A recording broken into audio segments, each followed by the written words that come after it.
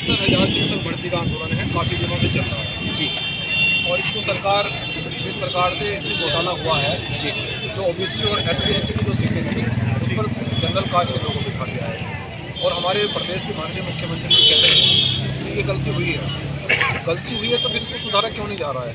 कितने वर्ष इसको गलती को सुधारने में लगेंगे?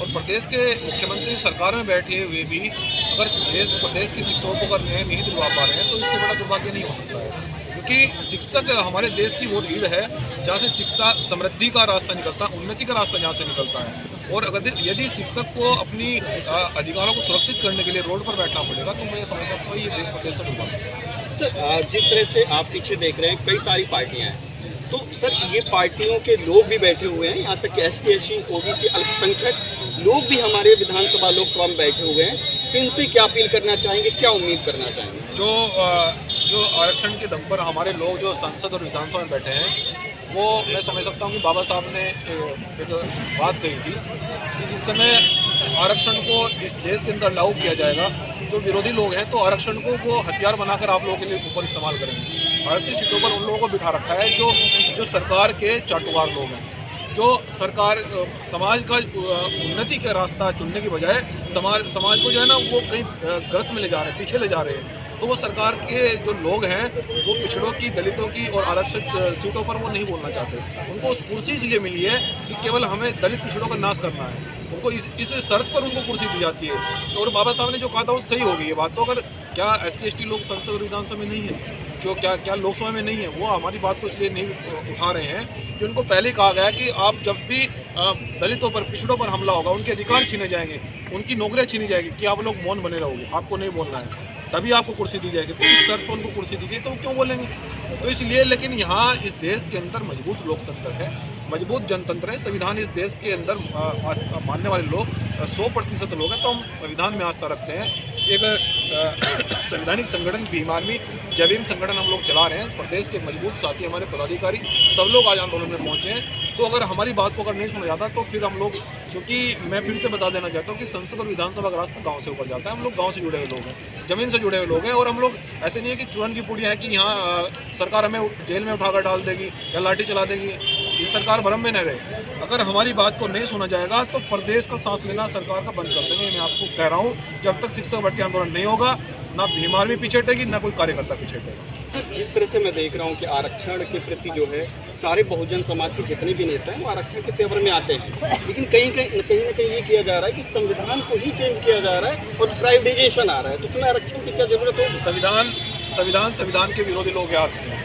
बाबा साहब ने कहा था कि संविधान देश के अंदर तब तक ही सही साबित होगा जब संविधान के मानने वाले लोग कुर्सी पर होंगे, और संविधान को मानने वाले लोग कुर्सी पर नहीं बैठे हैं, इसलिए संविधान गलत साबित हो रहा है। इसलिए यहाँ इस देश के अंदर बहन बेटियों की आबरू को लूटा जा रहा है, यहाँ दलित पिछड़ों का अधिकारों का हनन हो रहा है। तो इसलिए ये देश की जनता को, दलितों को, पिछड़ों को, मुस्लिमों को ये समझना पड़ेगा कि हमारा हितैषी कौन है।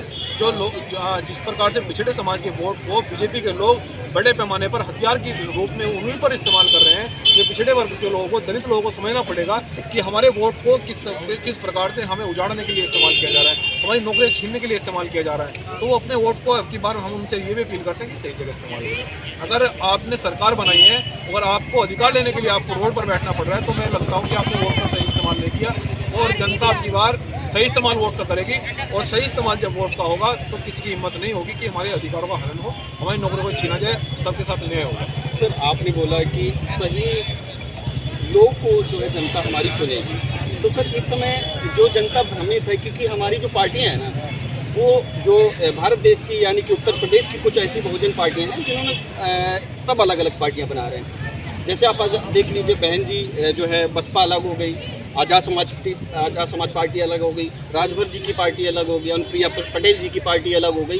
तो अगर हम इस तरह से या आप इस तरह से चुनाव लड़ेंगे, इस तरह से जनता किसको वोट देना चाहिए, क्या भ्रमित नहीं होगी? देखिए, मंत्रालयों का देश के अंदर जो बंदर बाट चल रहा है, ऐसे लोगों से सावधान रहने की जरूरत है। हम ये कहना चाहते हैं कि इस चुनाव में, देखिए मैं एक बात कहना चाहता हूँ कि जब भी किसी के साथ उत्पीड़न होता है या आंदोलन होता है, राष्ट्रीय आंदोलन होता है, उसमें सभी दलों को आना चाहिए, सभी सामाजिक संगठनों को उसमें महत्वपूर्ण भूमिका अदा करनी चाहिए। और ये भीम आर्मी जैन संगठन आज पहले भी किया और आज भी कर रही है। लेकिन मैं ये कहना चाहता हूँ कि यदि हम लोग वो सरकार बनाएंगे जो अधिकारों की बात करती है, जो हमारी हितैषी हो, तो क्यों नहीं हम वो सरकार बने, क्योंकि देश के अंदर, प्रदेश के अंदर 85-90% लोग हैं। लेकिन हम लोग जिस प्रकार से आप बता रहे हैं कि तरह तरह की पार्टियां बन गई हैं, तो वोट का सही इस्तेमाल नहीं हो पाया है।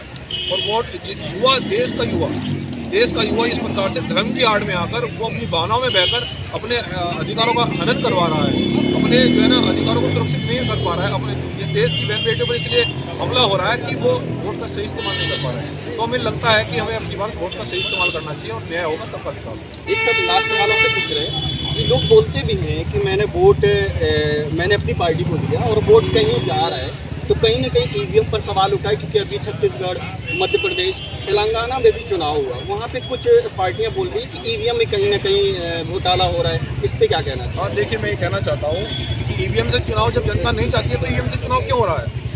ये तो राजतंत्र हुआ है, ये लोकतंत्र नहीं है, ये राजतंत्र है। जब देश की जनता चाहती है कि ईवीएम से चुनाव नहीं हो, बैलेट से चुनाव, तो बैलेट से चुनाव क्यों नहीं हो रहा है? लेकिन मैं आपको ये कहना चाहता हूँ, भीम आर्मी जैविक संगठन का एक छोटा सा कार्यकर्ता होने की वजह से देखिए, हमारे पास राजनीति की ताकत नहीं है आज, हमारे पास सामाजिक ताकत, और सामाजिक ताकत में मैं देश की जनता से अपील करना चाहता हूँ, हम लोग इसमें भी आंदोलन करेंगे और ये सरकार से और जो चुनाव आयोग है और माननीय सुप्रीम कोर्ट है, हम उनसे अपील करेंगे कि बैलेट से चुनाव हो, ईवीएम से चुनाव न हो। और अगर जनता, इस देश की जनता अगर भीम आर्मी जैविक संगठन के साथ मजबूती से खड़ी होगी तो हम ये कह रहे हैं कि ईवीएम से चुनाव नहीं होने देंगे। मैं वादा कर रहा हूँ लखनऊ। आप देख रहे हैं कि हमारे जो बड़े भाई हैं, कह सकते हैं जो और ये जो है मनजीत सिंह नौटियाल जी हैं, जो कि भीम आर्मी के चीफ हैं। उनका साफ कहना है कि इस बार मैं ईवीएम से चुनाव अपने क्षेत्र में कोशिश करूंगा नहीं, मतलब मेरा 100% ये है कि अगर जहां मुझे ये समझ में आए कि जहां कहीं ईवीएम से घोटाला हो रहा है या ईवीएम सही नहीं है,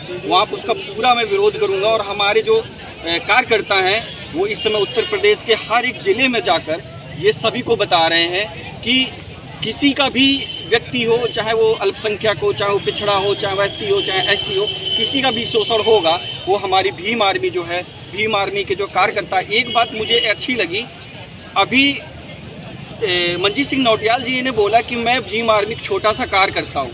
मैं बता दूँ, यही मनजीत सिंह नौटियाल जी जो हैं, कहीं भी किसी भी बहन बेटी का या किसी भी हमारे भाई का या किसी भी वो जातिगत विशेष कहीं भी उसका शोषण होता है तो सबसे पहले पहुंचने का काम और न्याय दिलाने का काम करते हैं। मुझे इनका परिचय देने की ज़रूरत नहीं है। हो सकता है कि कुछ लोग जानकर भी अनजान बन रहे हो, तो मैं बता दूं कि ये मनजीत सिंह नौटियाल आज हमारे पीछे बैठे, आप देख सकते हैं। इधर पीछे दिखा दीजिए, ये इको गार्डन का वो क्षेत्र है जहाँ पर लोग आते हैं और धरना देते हैं, लेकिन किसी की भी हिम्मत ये नहीं होती है कि हम ऐसे ज़मीन पर बैठ के जो है हम किसी भी व्यक्ति का या किसी भी जाति विशेष या किसी भाई बहन का समर्थन करें। ऐसा कोई नहीं करता है। लेकिन आज ज़मीन पर बैठे हुए क्योंकि एक बात बोली कि हम गांव के क्षेत्र से उठे हुए व्यक्ति हैं, इसलिए मैं चाहता हूं कि किसी का शोषण ना हो।